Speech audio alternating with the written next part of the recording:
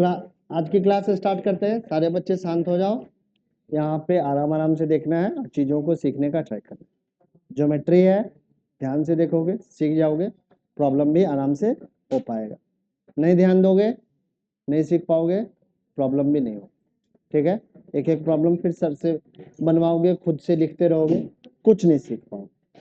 ठीक है ना, यहाँ पे हम लोग आते हैं सीखने के लिए और इतने कैपेबल बनने के लिए कि क्वेश्चन को खुद से देखें और फिर से खुद से कर लें, हमेशा कॉपी नहीं करें। ठीक है ना, क्योंकि पेपर में कॉपी करने का ऑप्शन नहीं है आपके पास। ऑप्शन क्या है, चीज़ों को यहाँ पे सीखो और फिर परफॉर्मर बनो।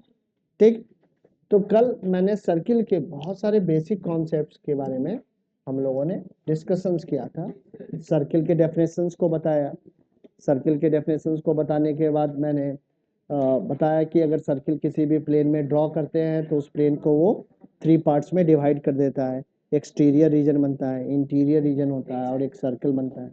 इसके बाद मैंने सेगमेंट के बारे में बताया, फिर इसके बाद आर्क के बारे में बताया, फिर सेक्टर के बारे में बताया। तो ये सारा डिस्कशंस हम लोगों के कल के ड्यूरेशन का था। अब आज जो है हम लोग ये सारी चीज़ें बेसिकली हमें 6 से लेके 8 तक पढ़नी थी और 9th में जो पुरानी बुक है उसमें ये सारी चीज़ें बता रखी है।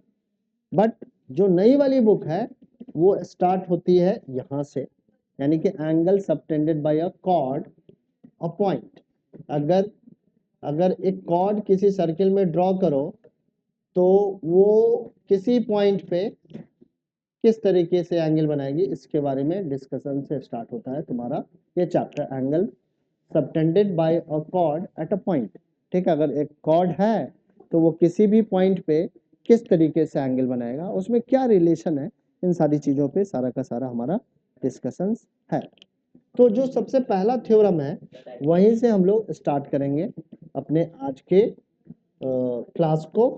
और आज की क्लास में सबसे पहले हम लोग थ्योरम 9.1 के बारे में फिर से एक बार रिकॉल कर दे रहे हैं। ठीक है, तो थ्योरम 9.1 के बारे में कल भी हम लोगों ने डिस्कस किया था, आज भी मैं थोड़ा सा आप लोगों को एक्सप्लेन कर देता हूँ। कल इसके प्रूफ के भी बारे में हमने पढ़ा था कि किस तरीके से देखा था, किस तरीके से ये है थ्योरम ट्रू है। ठीक है, तो कह रहा है इस थ्योरम में equal chords of a circle subtend equal angle at the centre. अगर किसी भी सर्किल की, कोई सर्किल है, मान लो कि मैंने ये सर्किल बनाया और इस सर्किल में का सेंटर ये है और यहाँ पे दो तुम क्या करो, कॉर्ड ड्रॉ करो। एक कॉर्ड मैंने ये ड्रॉ किया, दूसरा कॉर्ड ये ड्रॉ किया और दोनों का लेंथ मैंने इक्वल रखा है। ये जो ए बी कॉर्ड है और दूसरा जो कॉर्ड सी डी है, इन दोनों का लेंथ मैंने इक्वल रखा है। तो कह रहा है कि ये दोनों कॉर्ड सेंटर पे जो एंगल सबटेंड करेंगे वो दोनों ही कॉर्ड इक्वल एंगल सेंटर पे सबटेंड करेंगे। ये कह रहा है हमारा थ्योरम 10.9। ठीक है, और इसको आप आसानी से प्रूव भी कर सकते हैं। ठीक है, कैसे प्रूव कर सकते हैं, तो एक ट्रायंगल ले लेंगे AOB और दूसरा ले लेंगे COD और इन दोनों ही ट्रायंगल को हम लोग कॉन्ग्रुएंट प्रूव कर देंगे। और कॉन्ग्रुएंसी से आप कह दोगे कि जो इसका एंगल सबटेंडेड एंगल है वो आपस में क्या होगा, इक्वल होगा। तो ये थ्योरम मुझे लग रहा है कि सारे बच्चों को समझ में आ गया। ठीक है, सौर्या समझ में आया, काव्यांश, अर्नव, हिमेश। ठीक है, तो आगे बढ़ते हैं। अब जो अगला हमारा थ्योरम है जरा उसको भी डिस्कस करते हैं। चलते हैं अगले वाले टॉपिक पे। तो अगला टॉपिक है हमारा, अगला थ्योरम क्या है, पहले वाले थ्योरम का ही कन्वर्स थ्योरम है। और क्या कन्वर्स थ्योरम कहता है जरा इसको समझ लेते हैं। ठीक है, तो ये थ्योरम को जरा मैं क्रॉप कर लेता हूँ। ये क्या कह रहा है, if the angle subtended by the chords of a circle at the center are equal then chords are equal। उसका कन्वर्स है, कह रहा है कि दो कॉर्ड है और दोनों कॉर्ड सेंटर पे अगर इक्वल एंगल सबटेंड कर रहा है, सेंटर पे इक्वल एंगल बना रहा है, तो दोनों ही कॉर्ड की लेंथ क्या होंगे, आपस में इक्वल हो जाएंगे। ये भी प्रूव करना आसान है। ठीक है, तो क्या कहना चाह रहे हैं जरा एक बार समझते हैं। तो एक हमारे पास सर्किल है।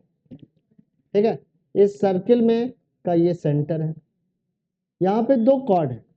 अभी हमें मालूम नहीं है कि इन दोनों कॉर्ड का लेंथ क्या है, बट ये मालूम है कि ये दोनों कॉर्ड सेंटर पे क्या कर रहे हैं, इक्वल एंगल सबटेंड कर रहे हैं।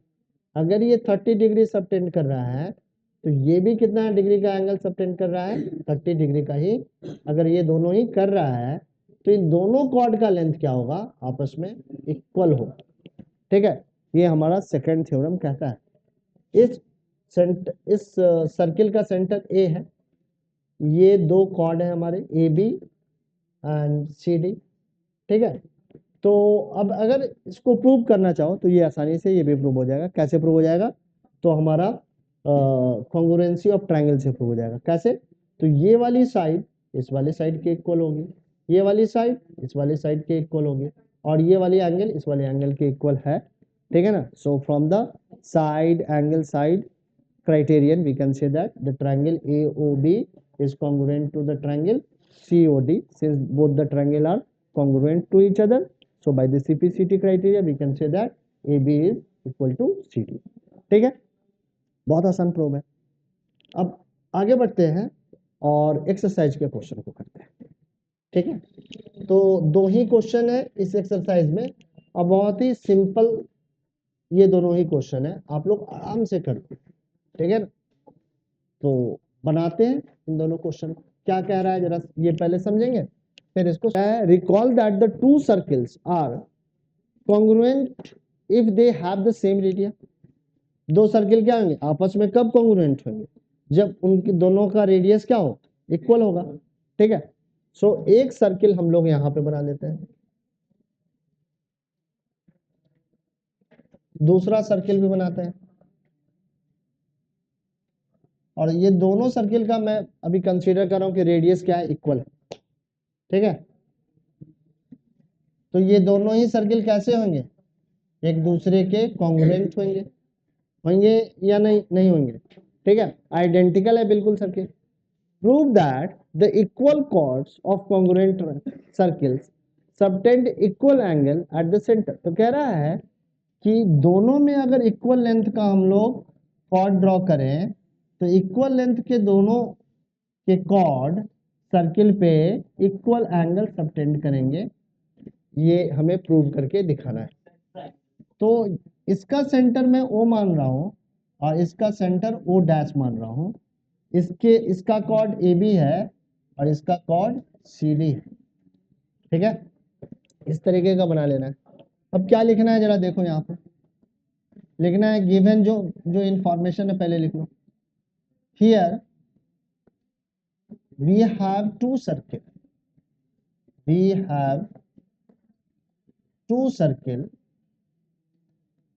we have two circles with center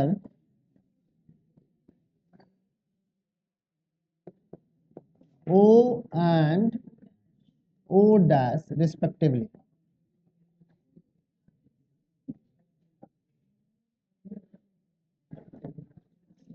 AB and CD are chords, equal chords of are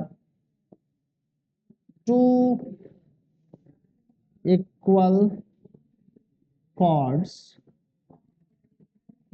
of both circles. समझ में आई बात। हमें प्रूव क्या करना है, we have to prove equal chord of congruent circle subtend equal angle at the centre. तो हमें prove करना है angle AOB is equal to angle COD। ये प्रूव करके दिखाना है। ठीक है, हम लोग प्रूव करते हैं। तो लिखेंगे in triangle AOB and triangle COD। हाँ, ओ पे डैश दे देंगे, बिल्कुल डैश देंगे। ठीक है, सो यहाँ पे लिखेंगे एंगल ना ओ ए इज इक्वल टू ओ सी, ठीक है, since both circles are congruent, since both circles are congruent, ठीक है। ए बी क्या है, सी डी के इक्वल है, ये गिवन है, ठीक है। और ओ बी और ओ सी भी क्या है, ओ डैश, ये डैश डैश लगा देते हैं, और O dash D radii of congruent circles. So from SSS criterion,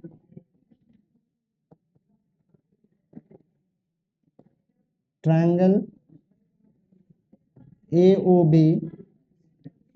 is congruent to triangle C dash CO dash D, and by CPCT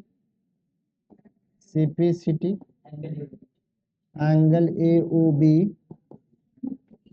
is equal to angle CO dash D, ठीक है। हो जाएगा इस तरीके से, कर लोगे, चलिए बहुत अच्छा, आगे बढ़े। सारे बच्चों ने लिख लिया है,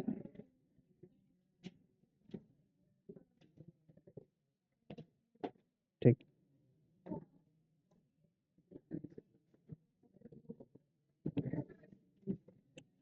अब जरा अगले वाले क्वेश्चन को देखते हैं।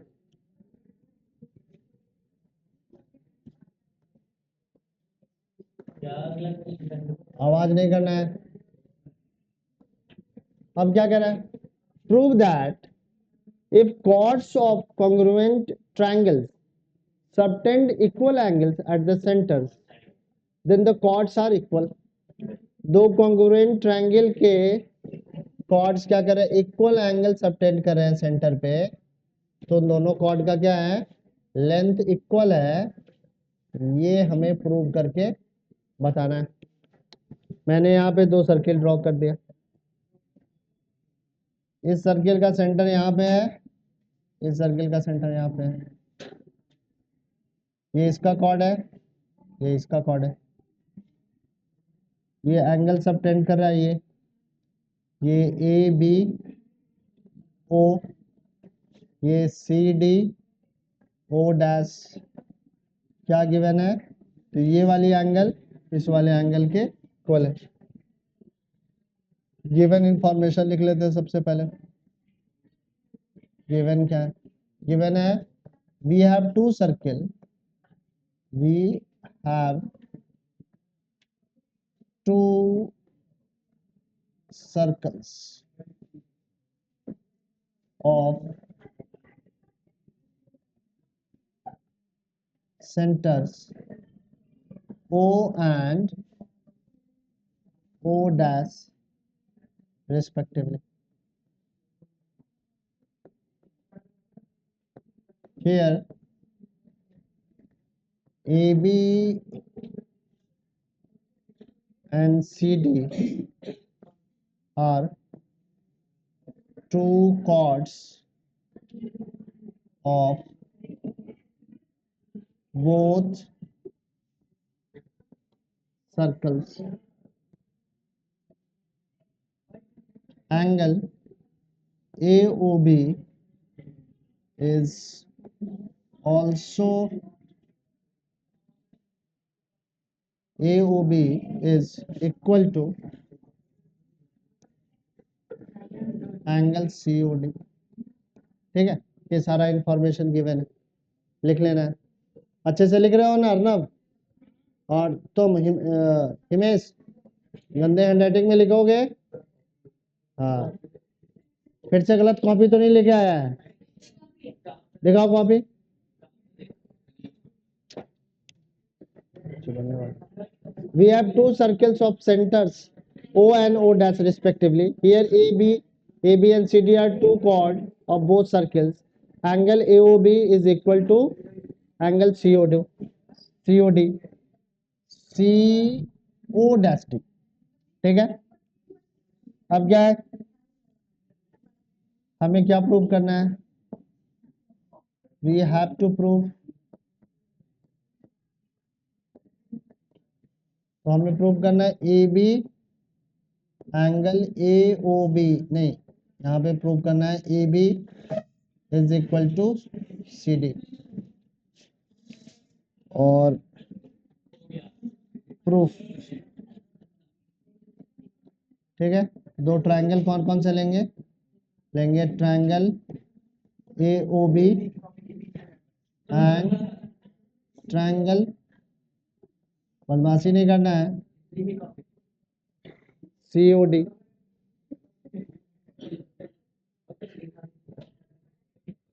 तो यहाँ पे क्या है, OA is equal to O dash C,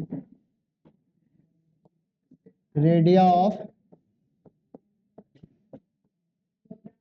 congruent circles। Angle AOB is equal to angle CO dash D given है, और OB is equal to O dash D, radii of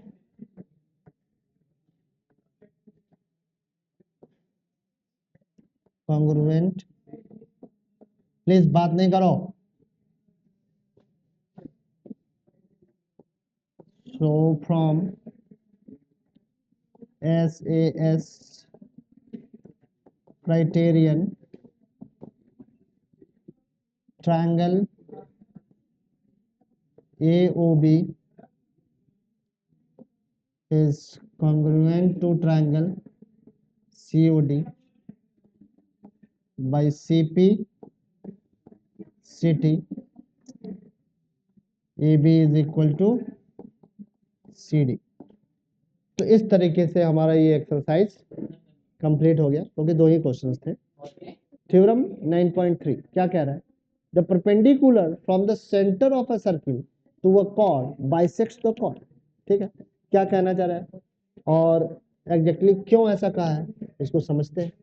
तो एक सर्किल है, ठीक है, इस सर्किल में का ये सेंटर मैंने मान लिया, और ये हमारा उस सर्किल का क्या है, कॉर्ड है। सर्किल का ये हमारा क्या है, कॉर्ड है।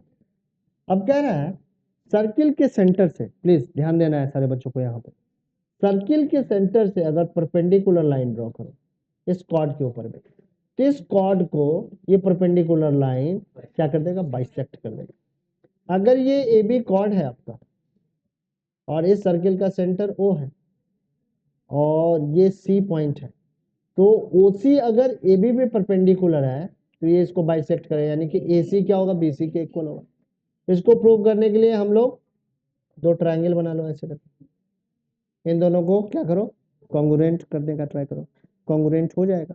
कैसे हो जाएगा, तो ये राइट एंगल है, ठीक है, ये तो परपेंडिकुलर गिवन ही है, ये क्या है, रेडिया ऑफ सर्किल है, तो राइट एंगल हाइपोटेनियस एंड एक परपेंडिकुलर ये वाली साइड।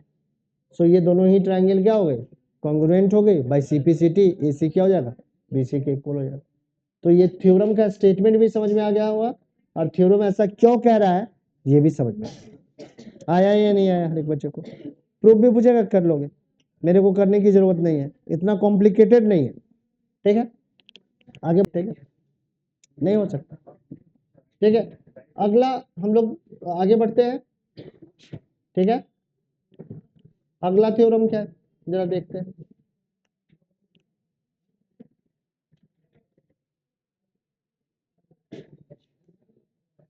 यहाँ पे लगा देते हैं अगले थ्योरम, क्या कह रहा है, the line drawn through the centre of a circle to bisect a chord is perpendicular to the chord. उसी का कन्वर्स है, इधर ध्यान दे दो, ठीक है, उसी का कन्वर्स है। कह रहा है कि सर्किल का एक कॉर्ड है, सेंटर से एक लाइन मैंने क्या किया है, इस पे ड्रॉ किया है, और इस तरीके से ड्रॉ किया कि ये इसको बाइसेक्ट कर रहा है, तो ये वाली लाइन इस पे परपेंडिकुलर होगी। ठीक है, समझ में आई बात? क्या कहा, फिर से पढ़ लेते हैं। The line drawn through the centre of a circle to bisect a chord is perpendicular to the cord.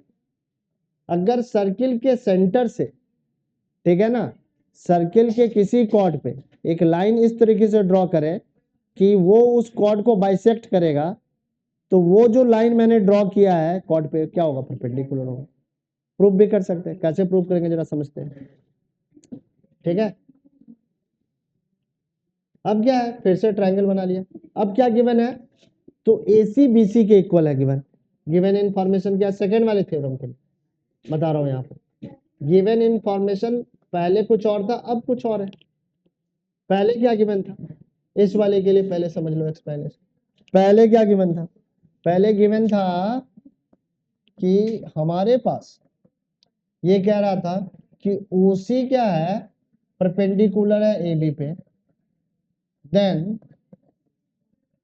OC bisects AB। ठीक है, OC क्या करता है, AB को बाइसेक्ट करता है। दूसरे सिचुएशंस में क्या कह रहा है कि if AC is equal to BC, AC क्या है, BC के इक्वल है, then OC is perpendicular on AB। यही है ना, समझ में आई बात? अब चलते जरा हम लोग इसको प्रूव करके देखते हैं। तो ये AC क्या है, BC के इक्वल है, ठीक है, ये कॉमन है, ये रेडिया ऑफ सर्किल है। SSS क्राइटेरियन से ACO BCO के क्या हो जाएगा, कॉन्ग्रुएंट हो जाएगा। और इसी कॉन्ग्रुएंसी से आप कह सकते हो कि this angle is equal to this, ये लीनियर पेयर है, तो ये क्या हो जाएगा, 90 हो जाएगा। होगा या नहीं होगा, क्या है निष्ठा, समझ में आया, कर लोगी? ठीक है, किसी बच्चे को डाउट है प्रूफ में तो बताओ, डाउट है? चलो, क्या लिखना पड़ेगा, इसका प्रूफ बता रहा हूं, ठीक है ना। गिवन क्या है, सबसे पहले गिवन लिखना है। गिवन है we have a circle, have a circle with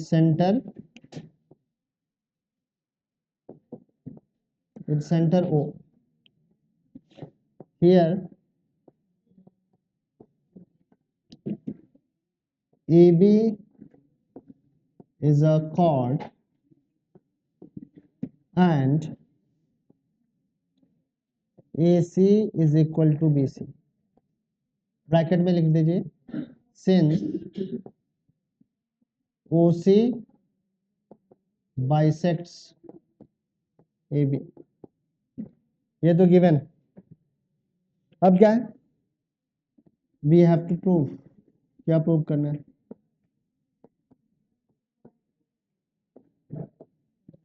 तो हमें ये प्रूव करना है OC is perpendicular on AB, यही प्रूव करना है ना। अब यहां से हम लोग प्रूफ स्टार्ट कर देते हैं। कौन सा ट्रायंगल लेंगे, ACO, in triangle ACO and BCO। ठीक है, क्या क्या गिवन है, तो पहला है OA is equal to OB, क्यों, रेडिया ऑफ सर्किल। ठीक है, OC is equal to OC common, और AC is equal to BC, ये given. So from SSS criterion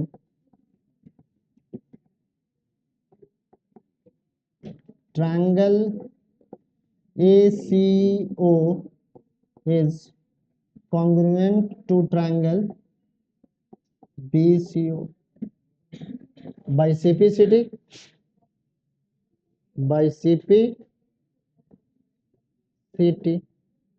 angle ACO is equal to the angle BCO is equal to x. अब लिखेंगे angle ACO plus angle BCO is equal to 180 degree. क्यों? तो linear equation है, linear equation, linear pair. ठीक है। अब ACO हमारा क्या है? x है। BCO क्या है? x है। So twice of x is equal to 180 degree. So x is equal to 180 degree upon 2 is equal to 90 degree. So x is equal to 90 degree. So आप लिख सकते हैं OC is perpendicular on AB। ठीक है, इस तरीके से prove हो जाएगा हमारा। ठीक, समझ में आया? दोनों थ्योरम क्लियर है? आगे बढ़ सकते हैं। क्या हो गया? चले आगे बढ़े। तो थ्योरम 9.4 भी हमारा क्लियर हो गया। अब क्या करा है? Equal cord and their distance from centre, equal cord and their distance from centre. अगला टॉपिक, इक्वल कॉर्ड का डिस्टेंस सेंटर से कितना होगा, जरा इसके बारे में हमें पढ़ना है।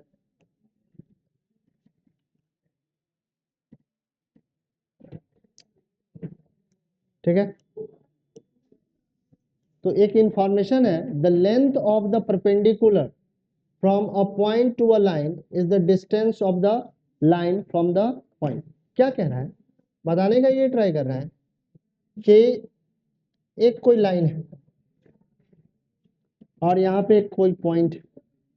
अब मैं कहूँ कि इस पॉइंट का इस लाइन से कितना डिस्टेंस है, तो आपको हमेशा ही कौन सा डिस्टेंस लेना पड़ेगा? परपेंडिकुलर डिस्टेंस लेना पड़ेगा। ये भी तो एक डिस्टेंस है, आप कह दोगे ये भी तो सब डिस्टेंस है, बट ये बेसिकली डिस्टेंस नहीं है।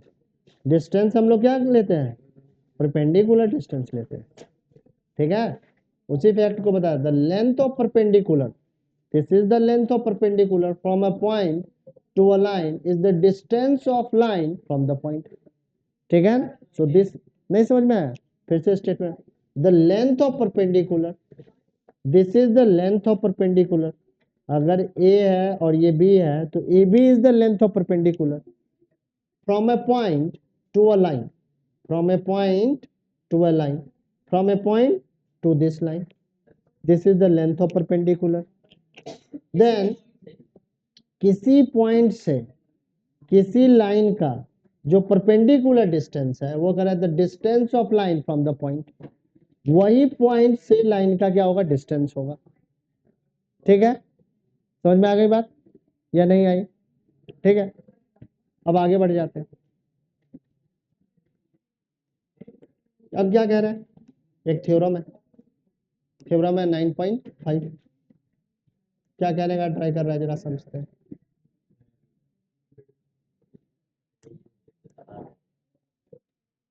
ठीक है, equal chords of a circle are equal distant from the centre. Equal length के कॉर्ड सेंटर से क्या होंगे? इक्वल डिस्टेंस पे होंगे। क्या कहने का ट्राई है? कहने का ट्राई ये है कि अगर एक सर्किल है, ये हमारा एक सर्किल है और इस सर्किल का सेंटर यहाँ पे है, अगर दो कॉर्ड है जिनका लेंथ क्या है? इक्वल है, तो इसका डिस्टेंस सेंटर से क्या होगा? इक्वल होगा। ये डिस्टेंस और ये डिस्टेंस क्या होगा? आपस में इक्वल होगा। ये AB, ये CD कब इक्वल होगा? जब ABCD के इक्वल होगा। तो ये O है, ये M है और ये N है, तो OM जो होगा वो ON के क्या होगा? इक्वल हो जाएगा। समझ में आई बात या नहीं आ रही है? आ रही है? चलिए अब आगे बढ़ते हैं, इसका कन्वर्स भी है, जरा इसके कन्वर्स को भी समझ लेते हैं।